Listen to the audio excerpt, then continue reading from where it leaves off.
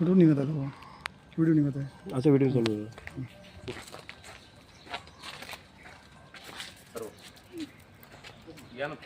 या ना सर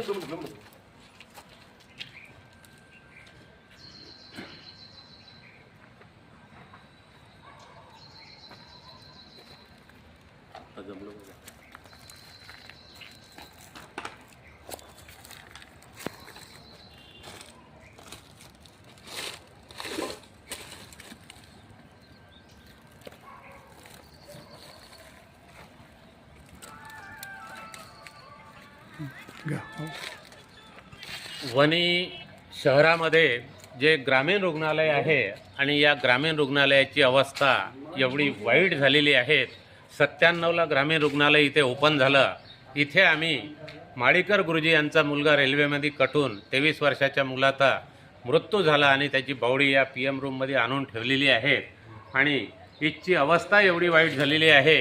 फक्त घटनेच्या वेळेस इथं आल्यानंतर पुढाऱ्यांना नेते अधिकारी लोकांना फक्त दिसतो, परंतु ब्रिटिशकालीन जिल्ह्याचं ठिकाण वणी मतदारसंघ असताना इथे उपजिल्हा रुग्णालयात 13 सँक्शन होऊन आलेलं आहे.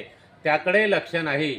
पूर्ण काचा वगैरे पूर्ण इथे हे घाण पाणी संगरलेलं आहे आणि या घाण पाण्यामुळे पूर्ण मच्छराचा प्रादुर्भाव होत आहे. आणि वारंवार पाठपुरावा करून सुद्धा यवतमाळ जिल्ह्याचे सिव्हिल सर्जन, यवतमाळ जिल्ह्याच्या AC बोंद्रे मॅडम यांचं लक्ष नाही. आणि मी आबिटकर साहेब महाराष्ट्राचे आरोग्यमंत्री यांची मागे भेट घेतली. IS मॅडमची सुद्धा मुंबईला जाऊन भेट घेतली.